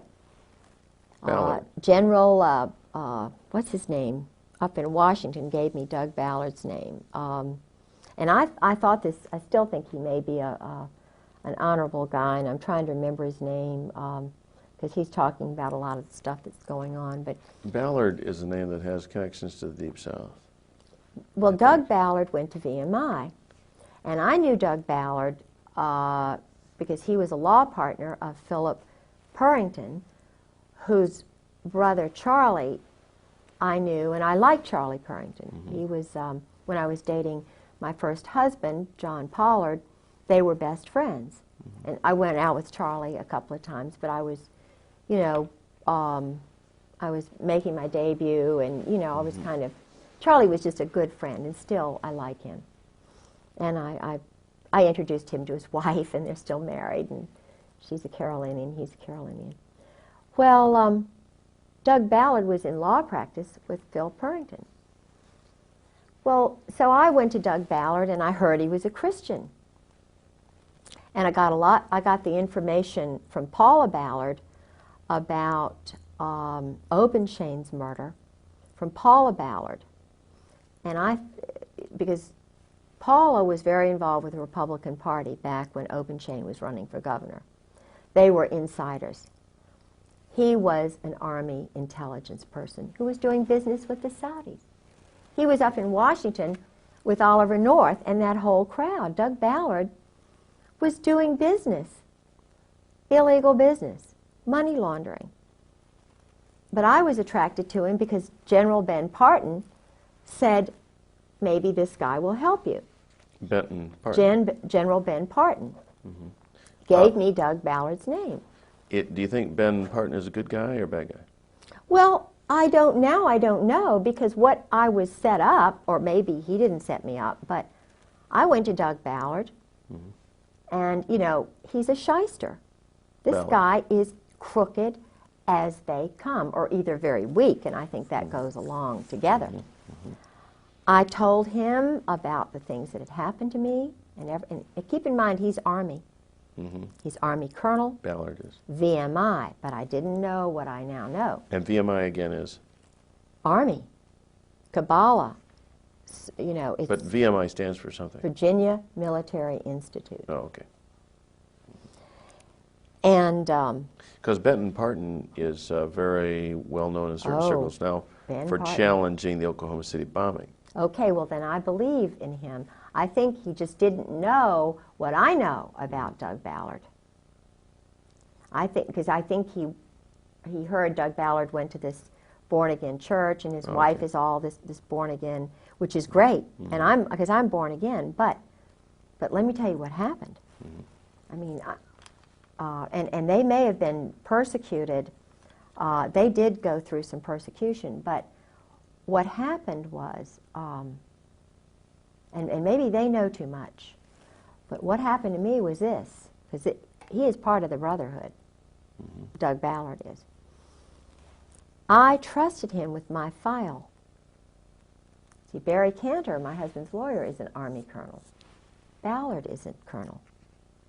The judge, John Moore, is a colonel. The commissioner, two of the first commissioners were colonels. Andrew Agee, who is mixed up with Crooks in Virginia Beach, he's a commissioner in Virginia Beach. Then there is the first one we were going to get. No, Agee was the first one we were going to get, Army Colonel Reserves. Then there is the former Commonwealth Attorney, Andrew Evans. He's in the Masons, and I just talked with his wife not long ago, and she was shaking her head like, yeah, I know all this stuff, I know all this stuff. Well, there's a brotherhood. And Andy Agee and Andrew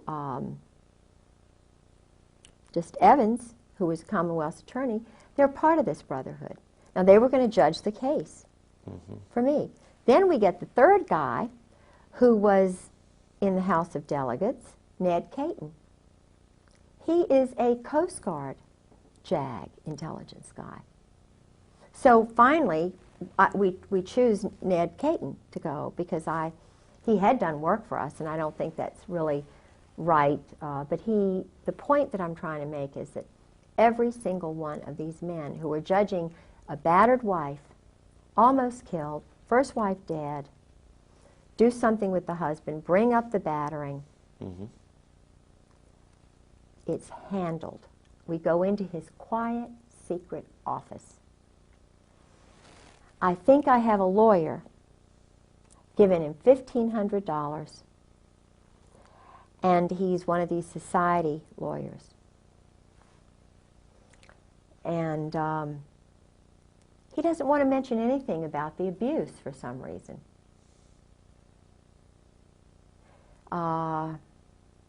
And I'm sort of being flim-flammed, you know. Well, this is part of the divorce proceeding, or Yeah, did you bring a separate cause of battery? Or this is I all did the divorce? battery. See, I started everything. So you filed a criminal charge? I filed a criminal charge. Of battery? Battery. Okay. Because, you know, you're indoctrinated to believe that if your husband's a perpetrator, my husband is a gross perpetrator. Okay. And So you were seeking civil damages against him? no, all I did was take out a warrant to have him brought back. I see. And that's when the 20-year Marine police officer came in, the 20-year Marine FBI agent came in. When I went to the police chief of the police, Chief Wall, who's a very nice man, I have a friend who got me in to see him. He said, this is big. This is way over my head. But he assigned a wonderful man named Bill Dean to me to call any time. And I must say, this is a wonderful man. I could call Bill Dean anytime. And, I mean, there are some good people, probably in the Masons, I don't know, but there are some good people. But the problem was he can't control it. Now, why, if you're a Mason, why can't you control battering of military wives? That's a question I ask myself. Why is it that they cannot control a perpetrator who's killed his first wife and I've nearly been murdered? Well, the answer is hierarchy. Okay, right.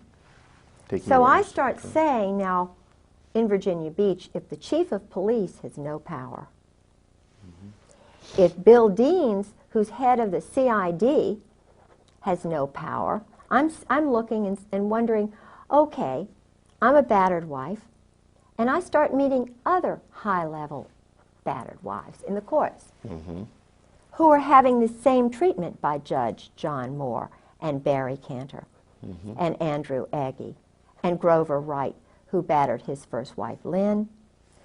They spread the word that she's crazy. Lynn Wright is not crazy. Grover Wright was running around with Ann Wood and wound up marrying her, and Ann Wood is now a blimp. Grover Wright is a perpetrator. John Moore is a perpetrator. He's now married to a girl who's in my garden club. And, you know, he was a commando, guerrilla. His father was a general in the Coast Guard, which the mayor's husband is a colonel, a captain, whatever, captain in the Coast Guard. So there really is an elite clique that runs everything, controls Absolutely. everything. And it's not the CIA. No. Is there a name we can give this group? Well, George calls it, in his diary, he calls it members of the firm. He called it brotherhood. He mentioned the old guard, Army. It's Army. And it's White House. Did George ever talk about? But the presidents don't know about it necessarily. Okay. Did Oswald, or did your husband ever talk about Oswald? Yeah. In terms of knowing anything about his handlers or how that was? Yeah. all The way George talked about Oswald was the way when you communicate with an alcoholic like that when he's drinking, and he's been totally battered, mind-controlled, but is fed lots of money, being poor and so forth. A woman, 55% of what people say is verbal. And then you learn to read the nonverbal. George was diarrhea of the mouth, verbal. But when I mentioned, it's like when I mentioned the word General Jim Joy, I knew it was General Jim Joy who had authorized the terrorism of my life. I know it is General Jim Joy, General Carl Steiner, General Hartzog, General Abram, General Gaiman, and Sheehan. I know. And Krulak. These men are the ones who are perpetrators. They bugged my phone, downloaded my caller ID. They have authorized and given money to people like Tedson, well, not Tedson Myers, but certainly Alexander Robinson, Ern Reynolds, 4th Marine, JAG, worked for the Justice Department. The Justice Department is involved.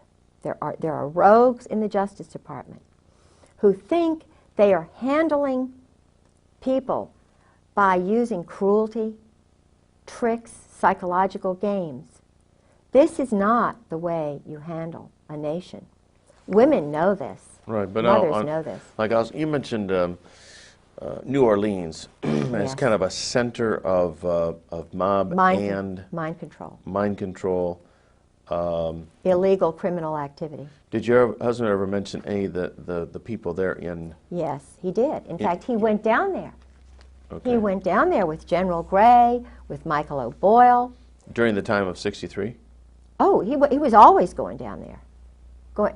And Michael O'Boyle was going down there. Well, your husband was a young man at that time, maybe